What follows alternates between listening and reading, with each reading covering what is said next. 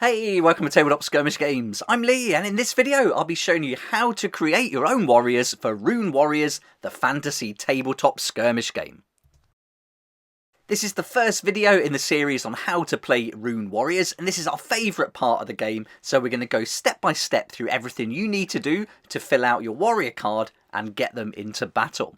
Everything we'll be using here are found in the core rules section of the main book, and if you want to get hold of these warrior cards yourself, we've got a free downloadable PDF on our website, and you can also follow along with the video and the example card that we've put in the book. So on our website, you can see here you've got the Rune Warriors party sheets, and this is going to give you lots of different options with different sizes as well. So if you want one of the larger print versions that we've got here, that's available on there.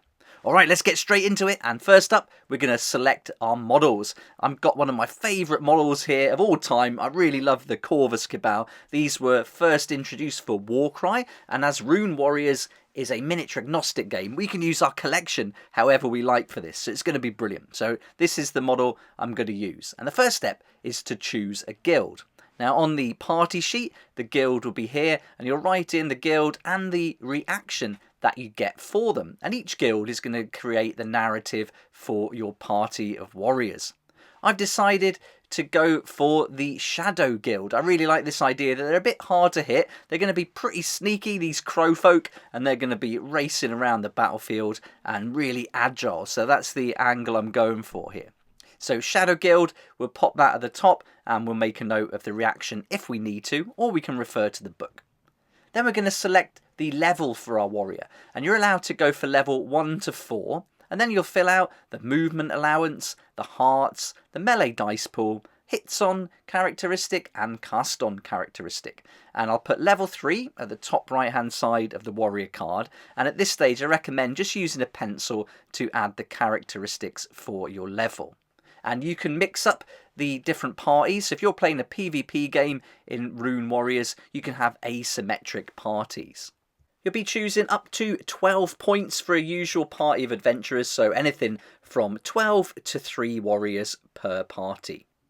Alright, now we're going to have a look at the race. So we're going to give them different races, and if you like playing D&D and games like that, you're certainly going to be familiar with this. It's a real old school fun system, and with each race you're going to get a positive ability or attribute and also a negative, and the negative will usually affect one of the starting characteristics. I'm going to choose Featherfolk for this miniature. I really like the idea that he's going to be agile and get some great movement, but it does come with a penalty because it's -1 hearts. Featherfolk are a little bit weak, so I'm going to change that to 5.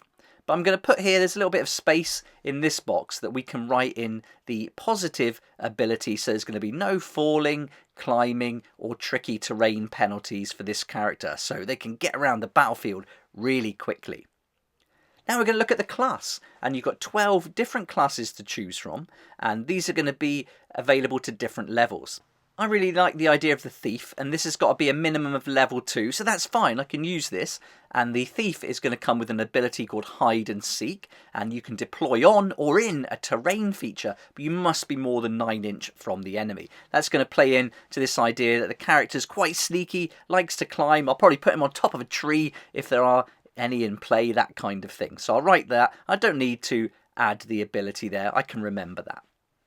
Now we move on and have a look at choosing our core rune spell. Every warrior, whether a wizard or not, can choose one spell at level 1 or 2. And you can see here on the left we've got the core rune spells and the different levels. I want something quite fun. I'm not looking to boost my dice pool here, so I'd rather go for something that's a little bit fun, and I'll have a look at the level, the gold, the range, the number of casting dice I'll use when rolling, and then the condition. And I'm going to choose Spell of Bulging. That's a level 2 core rune spell, and the target's head swells to an uncomfortable size. They'll receive no cover until the end of the round.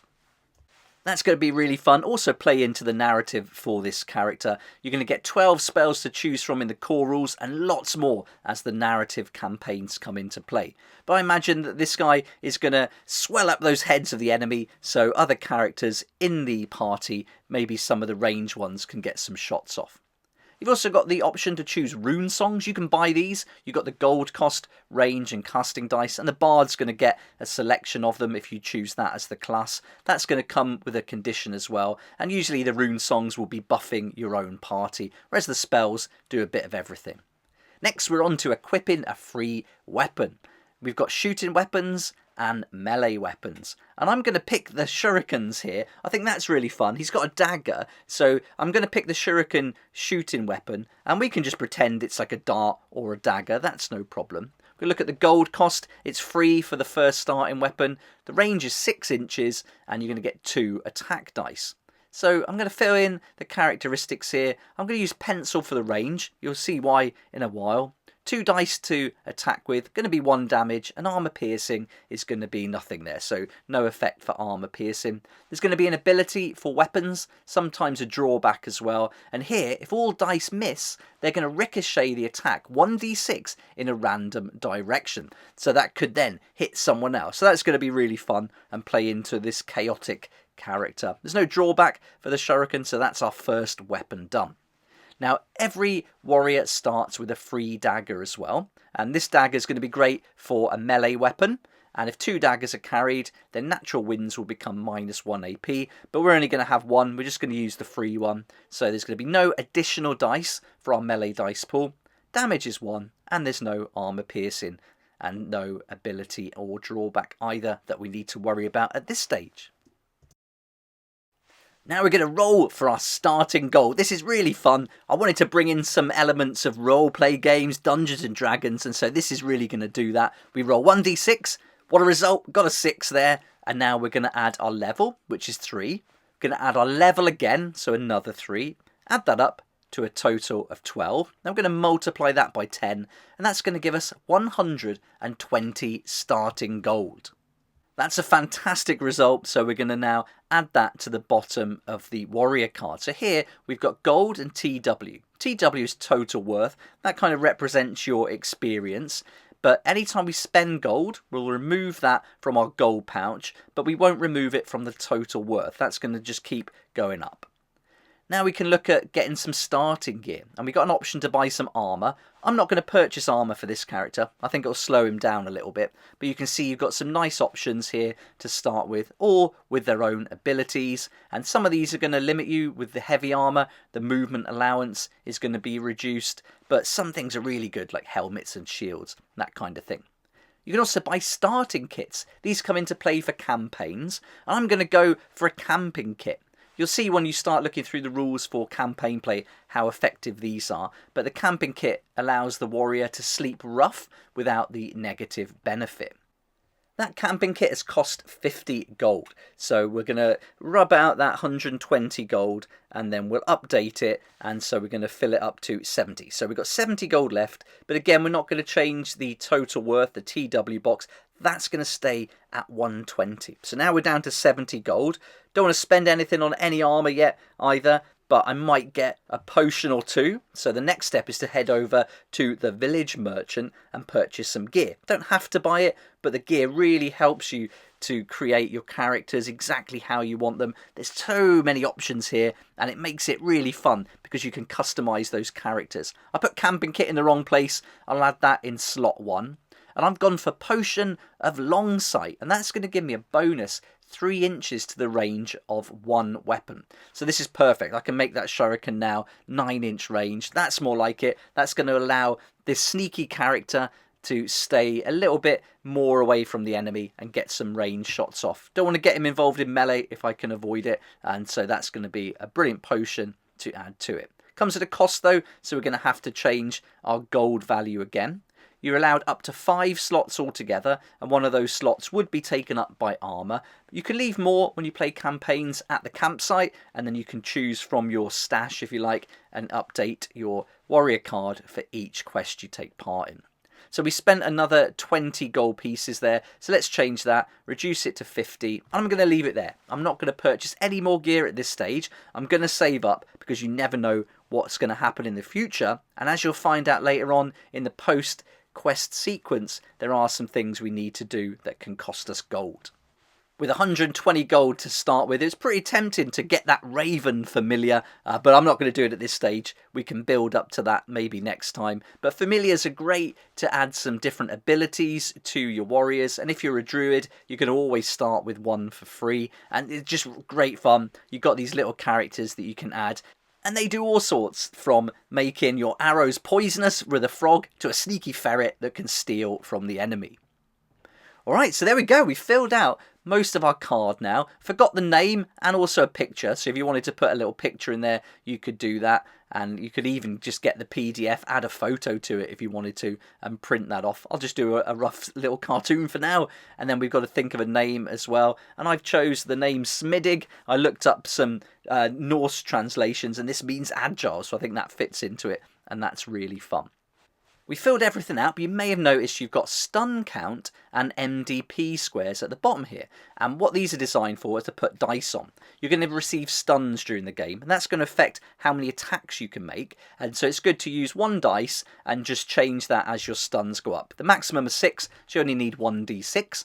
And then you're also going to get boosts to your melee dice pool. And I like to put one dice on each square every time I get a boost. And then you can actually roll those dice, because once they're used up and rolled once, they come off your card. So I think that's a nice way to do it. Alternatively, you can use dice on your model, and then you can just change the dice for the amount of stuns, melee dice pool additions you get, and then use a little token to say that this character has activated. But I think it's nice to use the card. You can even put the hearts that you lose and any damage you take on the card as well if you wanted to. But I think it's nice for everyone to see who's activated and how much damage they've taken on the model itself on the battlefield. One final step now. We've got everything complete, so let's pen in those characteristics and then we're good to go. And if you want to get hold of these guild sheets, I'll put a link down in the description below where you can head over to the website and get hold of those. But this is all we need now. We're going to do this for each warrior, with a typical party having 1 to 12 warriors in. I like to take 3 or 4. I think that's fun for a quest. But there we go. That's it. We're going to have a look at gameplay in the future videos, and I'm going to do a video for the melee attacks, for the shooting attacks, for magic, and break it down into short videos. And we've only just released the game, so expect to see lots more videos over the next few weeks. Of course, if you're watching in the future, you can see them all now, so they'll all be available. But I hope you've enjoyed this video, and this is one of my favourite parts of any skirmish game, and especially Rune Warriors. We really wanted to go heavy on how you create your warriors ready for battle, and it's really fun to put together a good selection when you start playing the campaigns, and then you can draw from those to play each quest. And if you've got a nice collection of fantasy models, it's miniature agnostic, so you can have a great time bringing those in, mixing them all up. You can have all different warriors within the guild. You don't have to have them all the same race, for example. You can mix them up, or you can make them all the same race if that's the narrative you want to go for.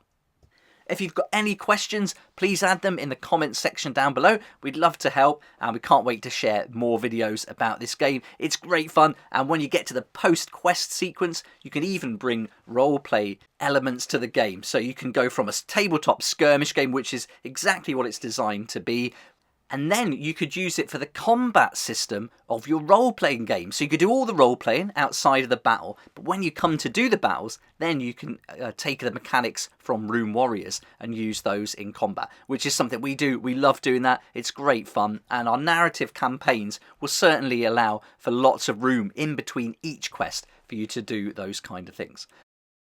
I'd like to say a massive thank you to everyone who supported the game so far. Our Facebook group is growing. We've got over 2,000 members now, which is awesome. We've loved seeing all your teams that have been putting together for Rogue Warriors, and we can't wait to see what you're going to do with the Rune Warriors next. But I hope you enjoyed the video. It'd be great if you hit the like button if you did enjoy it. Subscribe for more videos like this one, and we look forward to seeing you here next time on Tabletop Skirmish Games. A massive thank you to our Patreon supporters, and if you'd like to find out more about supporting the channel, supporting our games, and helping us to keep going and putting out these regular campaigns and expansions, there's a link down below if you want to find out more. You'll make some great savings on everything that we publish, and we look forward to seeing you there.